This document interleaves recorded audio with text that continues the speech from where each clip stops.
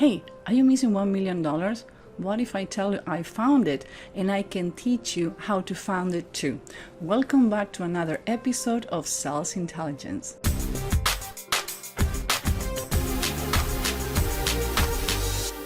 Have you ever heard the term, what are your preferences, or what are the assessment you took to understand your preferences?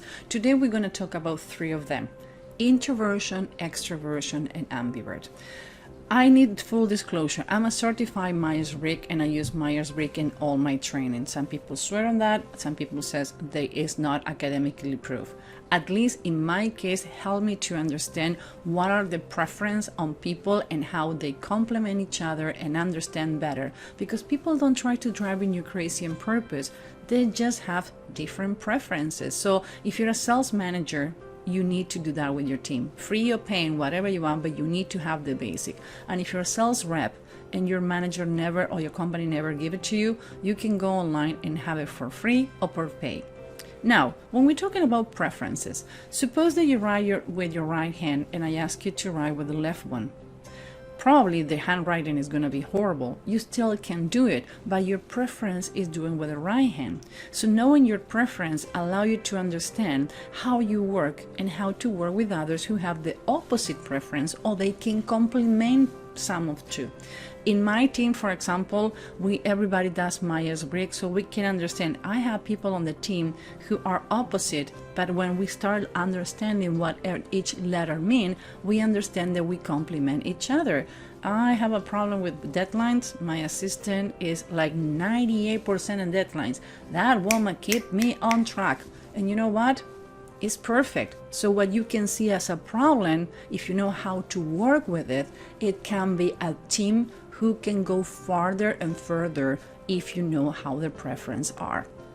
Now, we talk about that if you're missing $1 million, we found it, and we can teach you how to find it too. What about if I tell you it has to do with your preference? We talk about introverts, ambiverts, and extrovert. Well, an ambivert can make 24% more than an introvert and 32% more than extroverts. Can believe it? Everybody's saying that everybody needs to be an extrovert to be in sales, but no. Actually, the University of Pennsylvania found out that at the end of your career, because you can do between $29,000 and $35,000 more a year, you can make the million that you're missing.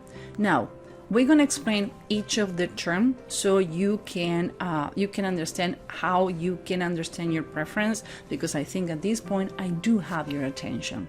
Now, each of the preference. Introverts, they recharge energy by being introspective. If you want to know what an introvert is thinking, you need to ask for. One of the things that introverts have, and most people confuse them with extrovert, is that when they need to talk about something they know, they come up stronger and more talkative than an extrovert. My introversion is between 95 and 98% in all the tests that I talk. And I'm really shy and usually hide on the corner and take my time to think. But when I need to talk about what I know, hello, try to catch me. A time of silence for an introvert is a treasure because they need to think their thoughts in their head. They think before putting out the ideas out. So we're going to talk about how to manage an agenda with these three different personalities. Extroverts, they need to put ideas out. They need to talk things before they go through and they put it together on their brain. They enjoy interruptions and interactions. They think it's a way to collaborate. You interrupt an introvert, it's not going to keep talking. You interrupt an extrovert, they're going to get excited. Silence for an extrovert is a space to be filled. They're more gregarious and social because they like to talk to different people, but sometimes they can be overwhelming. If you want to know what an extrovert is thinking, you haven't been listening, because they're going to let you know what they think. After a hard day, will choose to charge energy being with other people and interacting with others, completely opposite to an introvert that want to hide in their own world. Now, what is an ambivert? It's a person who can live on the world's world, and because they know so well their preferences, they can adapt to the person and the situation there are every day.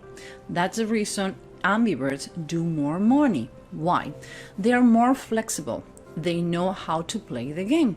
They are more emotionally stable because they know their preferences and they know how to manage and want to retract and want to take the first step. Ambiverts are more intuitive. Again, they have all the whistles and tools on the hand. They are more influential because they know how to adapt depending the person they have in front of them. They are better sales people. Hello, did you know that? One of the things that ambiverts have is they do the best sales rep. Why?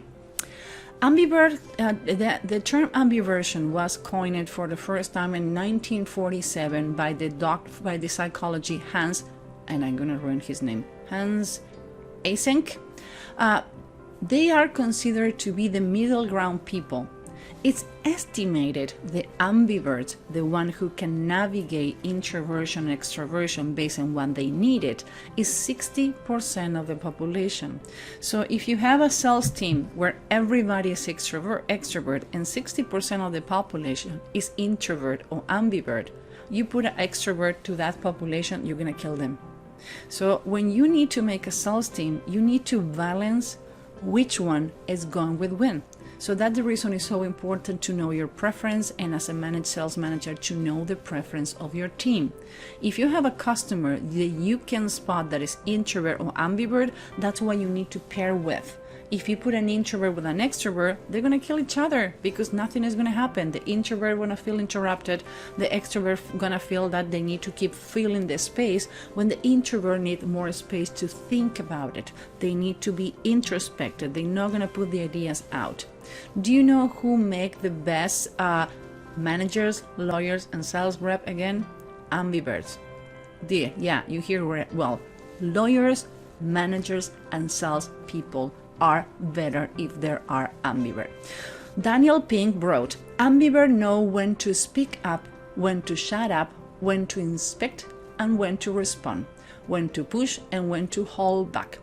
Look the article then I did and try global below so you can go deeper and understand better, and you can read in your own pace what is an introvert, an ambivert, and an extrovert. And again, I'm not pushing any preference of assessment. Took the one you want, but believe me, I do not start ever, neither internally in my company or in any place that I go, any training until I don't know what are the preference of the people. And sometimes only by knowing the preference, sales teams start producing more money more effectively, and they're happy on their work. Why?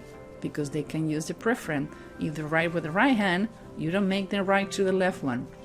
My name is Susan Ivitz. I'm a human behavior hacker. Some people hack computers, I hack humans, and this was Sales Intelligence.